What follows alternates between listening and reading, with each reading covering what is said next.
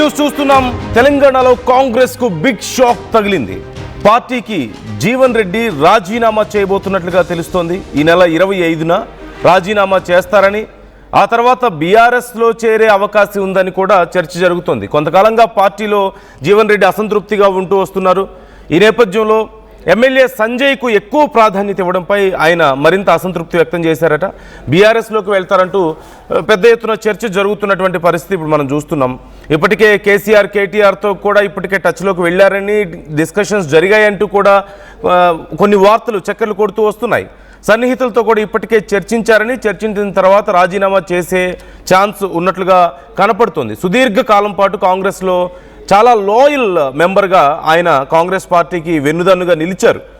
1985 నుంచి కాంగ్రెస్ పార్టీలోనే ఉన్నారు. అనేక దఫాలుగా ఆయన మంత్రిగా, ఎమ్మెల్యేగా, ఎమ్మెల్సీగా పనిచేశారు.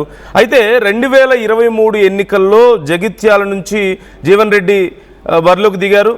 బీఆర్ఎస్ నుంచి కాంగ్రెస్ అభ్యర్థి సంజయ్ చేతిలో ఆయన ఓటమి పాలవడం, అనంతరం సంజయ్ కాంగ్రెస్లో చేరిన తర్వాత ఆ టైంలోనే ఆయన చాలా రెసిస్ట్ చేశారట జీవన్ రెడ్డి.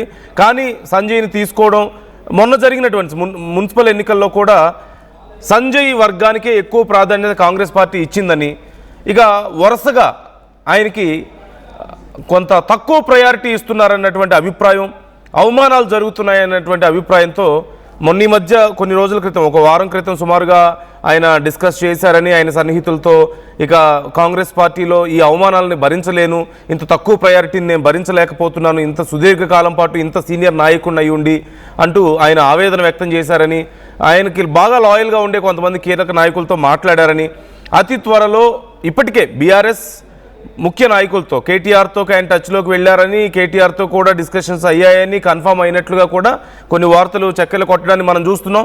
ఈ నేపథ్యంలో కాంగ్రెస్ పార్టీని జీవన్ రెడ్డి వీడబోతున్నారా, అతి త్వరలో బీఆర్ఎస్ పార్టీకి ఆయన వెళ్ళబోతున్నారా అనే ప్రశ్నలు ఇప్పుడు బాగా పెద్ద ఎత్తున చర్చ జరుగుతోంది. ఒకసారి మనం డీటెయిల్స్ తెలుసుకుందాం. చంద్రశేఖర్ జాయిన్ అవుతున్నారు, మా ప్రతినిధి. చంద్రశేఖర్, ఇప్పటికే ఆయన లాయల్ ఫాలోవర్స్తో ఆయన మాట్లాడారని, అతి త్వరలో కాంగ్రెస్కి రాజీనామా చేయబోతున్నారు అంటూ సమాచారం అందుతోంది. సో అసలు ఏం జరుగుతుంది, ఆయనకున్న సమస్య ఏంటి, కాంగ్రెస్ అంత లాయల్ మెంబర్ని ఎలా వదులుకునే పరిస్థితి వరకు ఎందుకు వచ్చింది అసలు?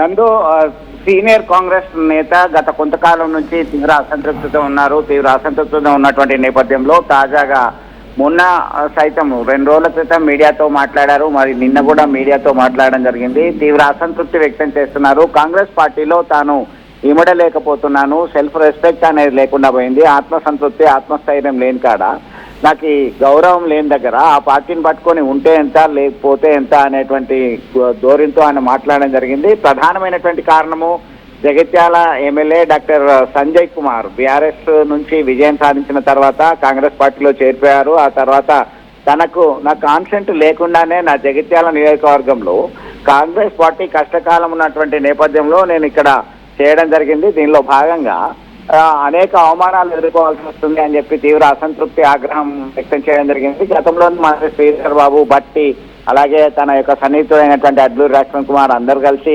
ఆయనతో మాట్లాడడం జరిగింది, మంతనాలు జరిపారు. రాజ్యసభ ఇస్తారు అనేటువంటి కోణంలో ఆయన కొంత ఆశ ఉండేది నిన్న మొన్నటి వారికి. అయితే ఇటీవల కాలంలో వేం నరేందర్ రెడ్డి అలాగే అభిషేక్ సింఘ్వికి రాజ్యసభ సభ్యులుగా ఎన్నికగా అయినటువంటి విషయం విదితమే. ఇక జరిగేదేంటి, మున్సిపల్ ఎన్నికల సందర్భంలో సైతం తన అంశాలకి టికెట్లు సైతం ఇప్పించుకునేటువంటి పరిస్థితిలో లేను అనేటువంటి ధోరణితోనే తిరుగుబాటు జెండా ఎగరేశారు. రెబల్గా దాదాపు కొంతమందిని ఇండిపెండెంట్ అభ్యర్థులుగా తమ అంశాలను నిల్చుండబెట్టి బరిలో దించి వారి తరపున ప్రచారం చేసి గెలిపించినటువంటి కోణం మనం తెలుసు, మనం మాట్లాడుకున్నాం. దీనిలో భాగంగా 17 మంది, కొంతమంది కాంగ్రెస్ పార్టీ అభ్యర్థులు, మరి కొంతమంది స్వతంత్ర అభ్యర్థులను గెలిపించుకున్న తర్వాత సైతం తను అనుకున్నటువంటి వ్యక్తికి మున్సిపల్ చైర్మన్ పదవి ఇప్పించలేకపోయానన్నటువంటి ఆవేదన ఆయన మాటల్లోనే విన్నాం. దీనిలో భాగంగా రాబోయే కాలంలో మార్కెట్ కమిటీ చైర్మన్లు, జిల్లా పరిషత్ సంబంధించి ఎంపీపీలు, జడ్పీటీసీలు, ఇవన్నీ ప్రతి దానిలో సైతం తాను అవమానాలు పడాల్సి వస్తుంది, ఓటమి పాల్గొవాల్సి వస్తుంది.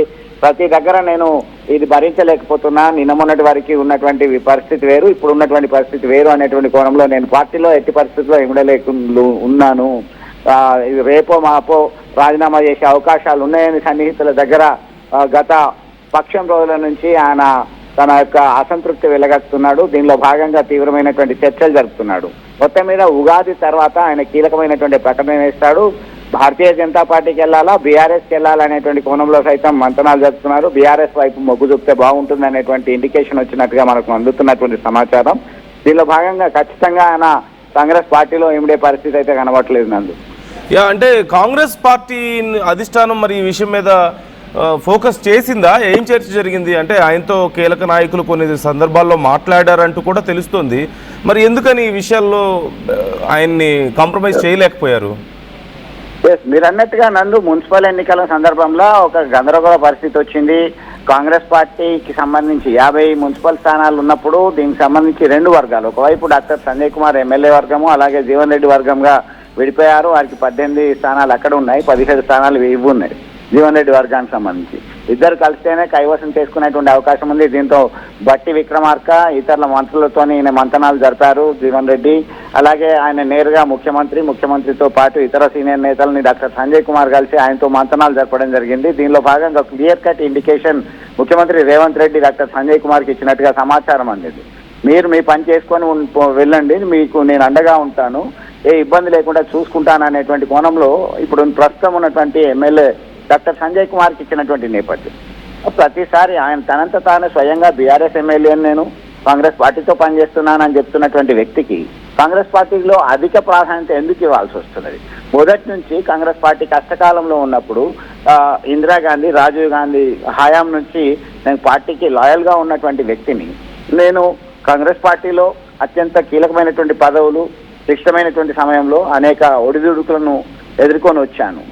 నాకు అంత గౌరవం లేనప్పుడు నేను ఎందుకు ఉండాలనేటువంటి కోణంలో తీవ్ర అసంతృప్తితో ఉన్నటువంటి జీవన్ రెడ్డి తన నిర్ణయాన్ని తీసుకునేటువంటి పరిస్థితి వచ్చింది, సమయం వచ్చింది.